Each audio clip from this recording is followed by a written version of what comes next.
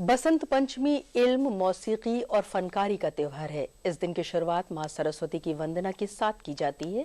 इसी मौके पर दूरदर्शन उत्तर प्रदेश की जानिब से खुसूसी प्रोग्राम बसंत के रंग अपनों के संग का इनेकाद किया गया।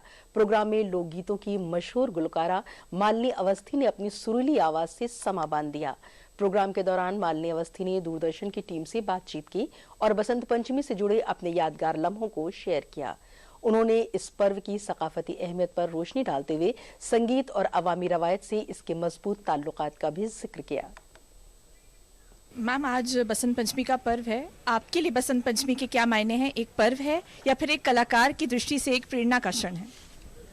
जैसा सूर्यकांत त्रिपाठी निराला जी ने कहा है कि नव स्वर नव रंग दे, ये नएपन का त्योहार है, उत्साह का पर्व है, उल्लास का पर्व है।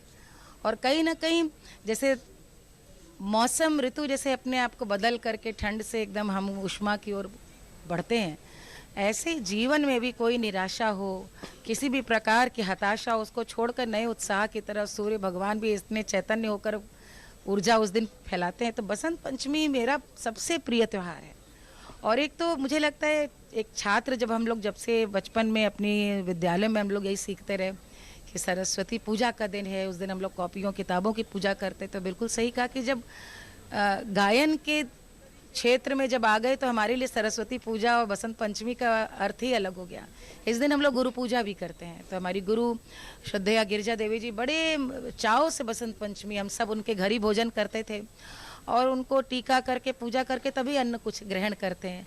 आज मुझे इतनी खुशी इस बात की हो रही है कि ये सिर्फ एक तिथि बन के बहुत सारे लोगों के लिए रह गई। आप देखिए, लड़कियां वर्किंग हैं, आप विद्यालयों में काम ऑफिस से पता लगा सकते कि पीले रंग की साड़ी पहन करके स्त्रियां आई, जिन्हें पता है, बहुत लोगों को मालूम भी नहीं। लेकिन हम लोग क्या, जैसे आज के दिन पीले चावल बनते हैं, भोजन में भी मीठे चावल भी बनते हैं आज के दिन।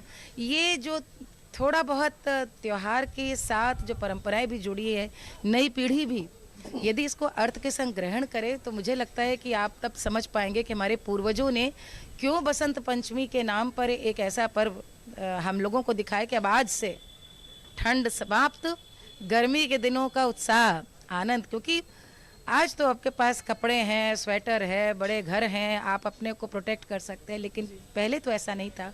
उस ठिठुरन से मुक्ति बसंत दिलाता है। और सिर्फ मनुष्य नहीं, प्रकृति भी ऐसी चैतन्य हो जाती है। सारा पतझड़ समाप्त होकर के नए नए पौधे, नए नए कोपले, नए नए पत्ते, आम पे बौर आ जाता है, सारे फूल, सरसों फूलने लगती है।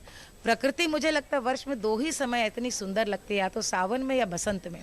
और ये दोनों ऋतुएं, इसीलिए संगीत इनसे बहुत प्रेरित है, कलाएं प्रेरित हैं, कविताएं प्रेरित हैं, क्योंकि मनुष्य रचना करना चाहता है। तो आज भी मुझे बहुत अच्छा लगा कि दूरदर्शन ने आमंत्रित किया कि मैं आकर के बसंत पंचमी के दिन लाइव कार्यक्रम में गाऊं। मुझे पुराने दिन याद आ गए। हम लोग तो रेडियो में लाइव गाते थे, दूरदर्शन में लाइव गाते थे। तो मैं यही आप लोग सबके लिए कामना करती हूँ कि आप सबका प्रतिदिन बसंत जैसा हो, बसंत जैसा उत्साहजनक, उल्लास से परिपूर्ण। और आज से फाग शुरू हो गई है, होली एक दिन की नहीं होती।